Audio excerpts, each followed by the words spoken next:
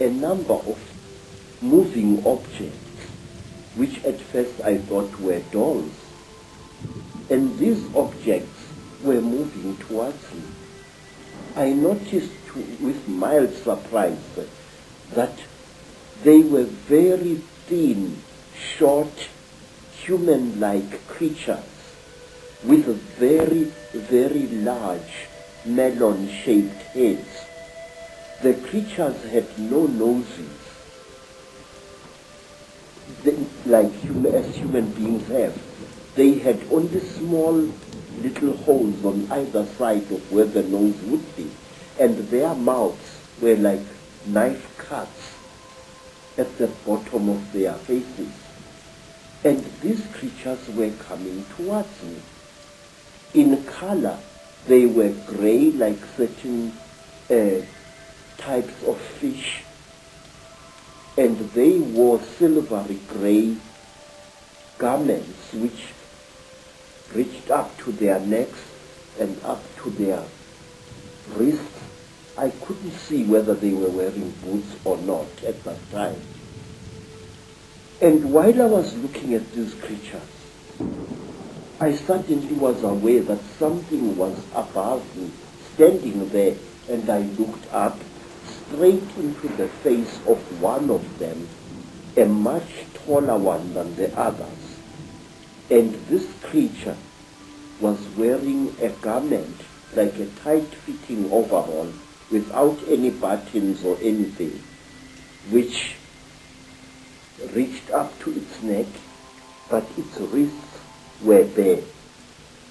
I noticed that the creature had very long fingers.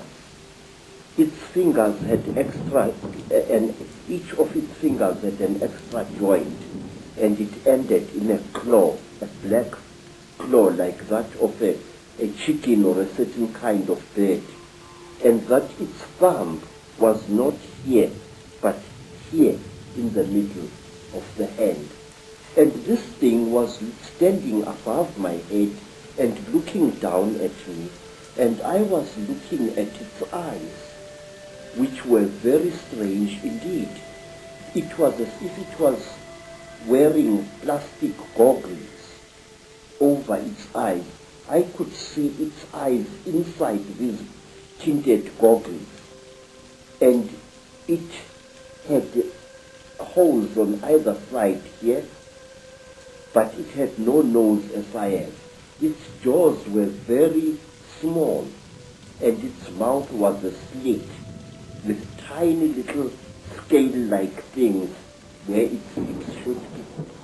And the creature carried a horrible smell on it. I can't describe that smell. It was a metallic, chemical smell which seemed to combine the smell you would smell when somebody is burning brass or copper, and a very ugly chemical smell, these two smells combined. And this creature was looking down at me. I was frightened, but I could not move. And the next thing I knew was a terrible pain on my left thigh. It was as if somebody had just stabbed me right to the bone. I screamed and I tried to jump away, but my body was inactive. I could not move. I was not tied to any chain. I was not chained to the top of this table. There was no belt tying me, but I could not move my body.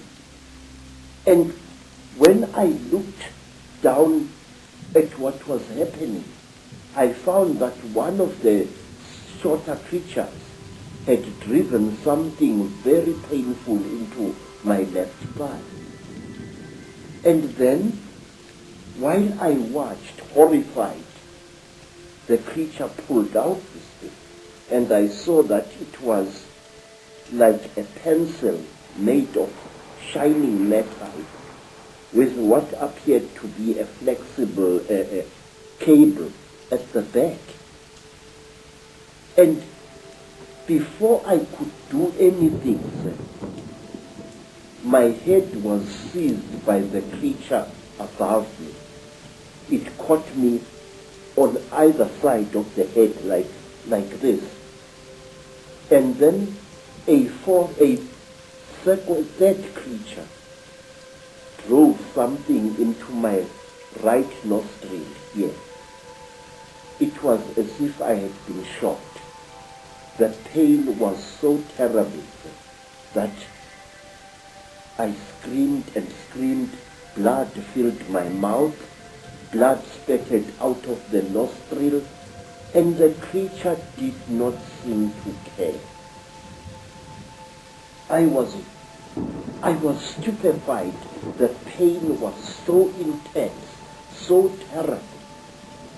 And then, quietly, brutally, the creature pulled out the thing that it had stabbed me in the nose with, and blood flowed into my mouth, out of my nostril, and I was choking. And then the big creature coldly turned my head this way, so that blood came out of the mouth, and which gave me some kind of relief. And after what seemed like an eternity of pain, the creature brought something out of somewhere which looked like an old-fashioned tea strainer in appearance, and it put this thing close to my nose.